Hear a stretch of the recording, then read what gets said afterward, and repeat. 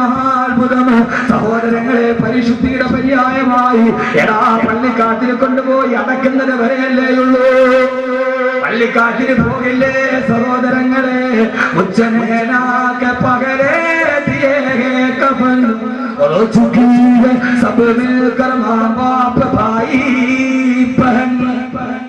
സാധാരണ കുളിച്ചിട്ടാണ് ഞാൻ വസ്ത്രം മാറ്റുന്നത്. ഇന്ന് കുളിക്കുന്നതിന് മുമ്പേ ഇവരെന്റെ വസ്ത്രമങ്ങ് മാറ്റിക്കളഞ്ഞു, എന്നെ കഫൻ തുണി പുറവിച്ചു. ഞാൻ നോക്കുന്നത് എന്താണ്?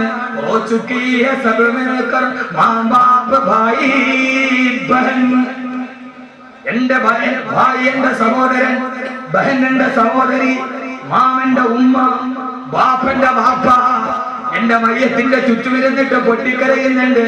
പൊന്നുമോനെ പോയല്ലോടാ, എന്റെ ഉമ്മ പൊട്ടിക്കരയുന്നുണ്ട്. കൺമണിയെ പോയല്ലോ. ക്ഷമ വിട്ട ഉമ്മയും പൊന്നുമകനെ എന്നെ കൈവിട്ടു പോയോ കാണലെന്നാ നിന്നെ. എന്റെ പൊന്നുമക്കൾ എന്റെ മയ്യത്തിന് കെട്ടിപ്പിടിച്ച് നിലവിളിക്കുന്നുണ്ട്. അരിമക്കിടാങ്ങൾ വാപ്പയെ വിളിക്കുന്നേ, കൈകെട്ടി മിണ്ടാണെന്നു നീ കിടക്കുന്നേ. എന്റെ 8 വയസ്സുകാരനും എന്റെ 5 വയസ്സുകാരനും കൊണ്ടുതീരാ കണ്ണ് കൊതിതീരാത്ത 5 മാസം പ്രായമുള്ള എന്റെ പൊന്നുമോള് എല്ലാവരും കരഞ്ഞ് പറയാതെ എന്റെ ഭയത്തിന് കെട്ടിപ്പിടിച്ച് കരയുന്നുണ്ട്. സഹോദരങ്ങളെ, സഹോദരിമാരെ, ഇങ്ങനെ ഒരു ദിവസം വരാനുണ്ട്. മയ്യത്തിന് കെട്ടിപ്പിടിച്ചു മക്കളെ കരയുമ്പോ, ആ സമയത്ത് വീടിന്റെ ഉമ്മറപ്പടിയിൽ മറഞ്ഞു കിടക്കുമ്പോ സ്വന്തം മക്കളോട് പറയാൻ കഴിയണം, മക്കളെ ഉപ്പയ്ക്കൊന്നും നഷ്ടപ്പെട്ടിട്ടില്ല. ഉപ്പ നിങ്ങൾക്ക് വേണ്ടി കോടികൾ ഉണ്ടാക്കേണ്ട പൈസ കൊണ്ട് ഉപ്പ ഹാഫിളീങ്ങളായ മക്കളെ സൃഷ്ടിച്ചിട്ടുണ്ട്. ഉപ്പ മണലാരണ്യത്തിലുണ്ടാക്കിയ പൈസ കൊണ്ട് ഉപ്പ ഖുർആൻ മനഃപാഠമാക്കിയ ഹാഫിളീങ്ങൾ ഉണ്ടായിട്ടുണ്ട്. ഉപ്പയുടെ മയ്യത്തിന്റെ ചുവട്ടിലിരുന്നിട്ട് ഈ ഹാഫിളീങ്ങൾ ദുആ ചെയ്യുന്നുണ്ട്. അതുകൊണ്ട് മക്കളെ കരയണ്ട, ഉപ്പയ്ക്കൊന്നും നഷ്ടപ്പെട്ടിട്ടില്ല എന്ന് പറയാൻ കഴിയുന്ന ഒരു ആത്മാവുണ്ടാവണം. അതിനുവേണ്ടിയാണ് ഫിറോസ് ഖാൻ സാഹിബ് അദ്ദേഹത്തിന്റെ വരുമാനം കൊടുത്തിട്ട് ഹിഫ്ദുൽ ഖുർആൻ നടത്തുക. ലാഭമല്ലേ സഹോദരങ്ങളെ, ലാഭമല്ലേ? മാസം 50,000 രൂപ ചെലവുണ്ട്. 10 മാസം മാറ്റിവെച്ചാൽ 5 ലക്ഷമായി. അദ്ദേഹത്തിന്റെ മക്കളുടെയും ഭാര്യയുടെയും പേരില് ഒരു 10 സെന്റ് സ്ഥലം ഇവിടെ മേടിച്ചു വെക്കാം. നിങ്ങൾ പറയും ബുദ്ധിമാൻ. പക്ഷേ ചെയ്യുന്ന കച്ചവടത്തിലേറ്റവും നല്ലതാ റബ്ബിന്റെ ആജ്ഞ കൊത്തു നീ നടക്കുന്നതാ. ഏറ്റവും നല്ല കച്ചവടം ഈ കച്ചവടമാണ്.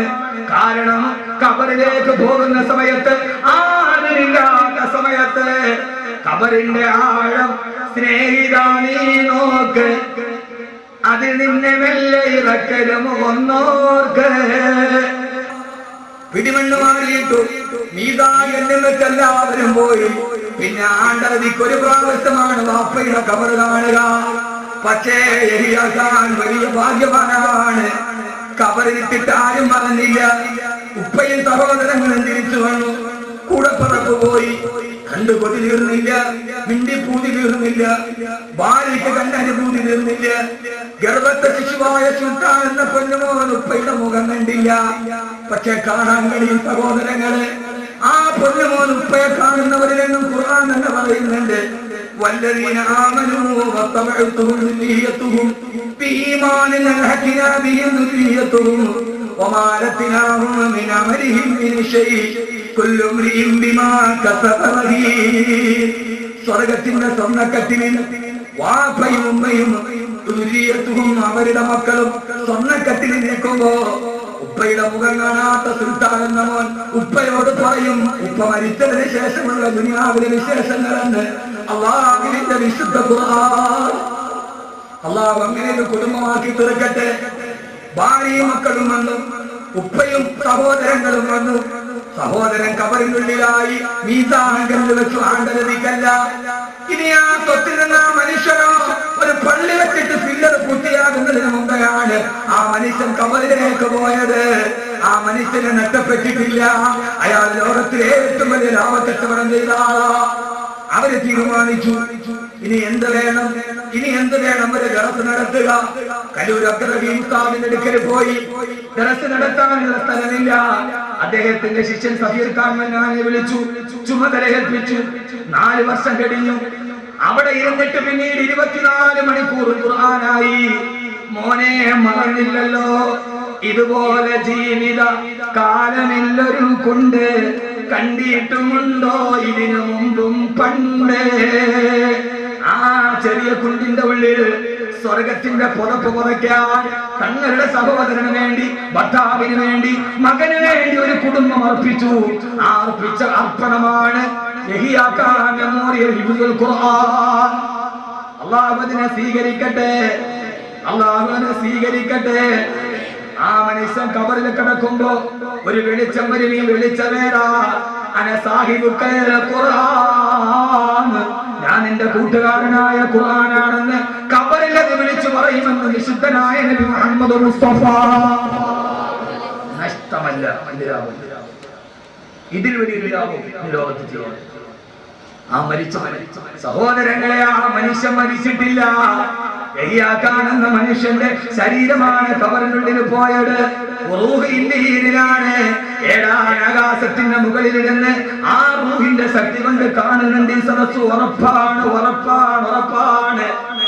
വൻദോഷത്തിന്റെ വണ്ടിയുമായി നരകത്തിന്റെ മുമ്പിൽ നിൽക്കുകയാണ്.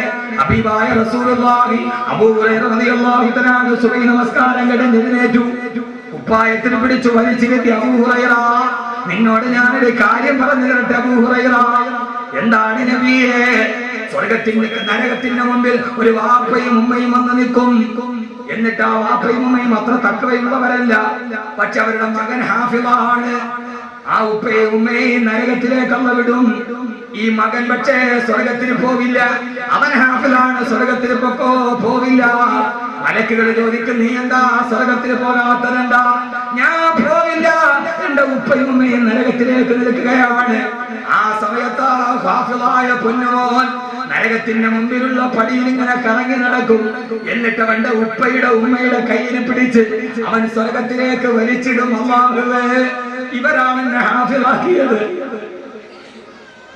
ഈ ഉമ്മയാണ് എന്നെ ഹാഫിളാക്കിയത്, ഇവരാണ് എന്നെ ഹാഫിളാക്കാൻ വിട്ടത്. അവരില്ലാതെ ഞാൻ പോകില്ല റബ്ബേ. ഒരു ഹാഫിളിന് 40 പേരെ സ്വർഗത്തിലേക്ക് ശുപാർശ ചെയ്യാം. അതൊന്ന് എന്റെ ഉപ്പയാണ്, രണ്ടാമത് എന്റെ ഉമ്മയാന്ന് പറഞ്ഞ് കൈ പിടിച്ച് സ്വർഗത്തിലേക്ക് വലിച്ചിട്ടിട്ട് ആ മക്കള് സ്വർഗത്തിലേക്ക് പോകും. അബൂ ഹുറൈറ, ഏതുപോലെ എഴുന്നേറ്റ് പോയ നിന്നെ ഞാൻ കുപ്പായത്തിന് പിടിച്ചു തിരിച്ചതുപോലെ എന്ന് നബി മുഹമ്മദ് മുസ്തഫ. അല്ലാഹു തൗഫീഖ് നൽകട്ടെ.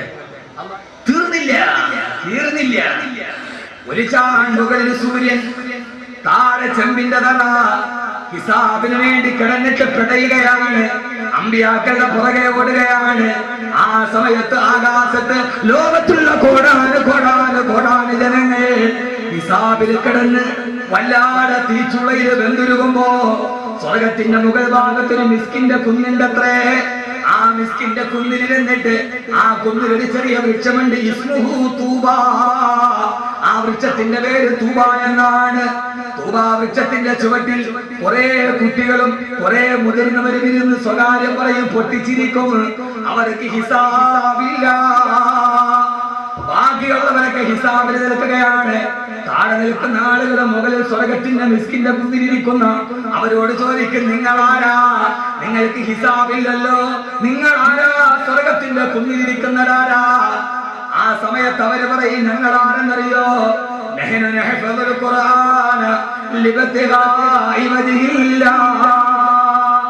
അല്ലാഹുവിന്റെ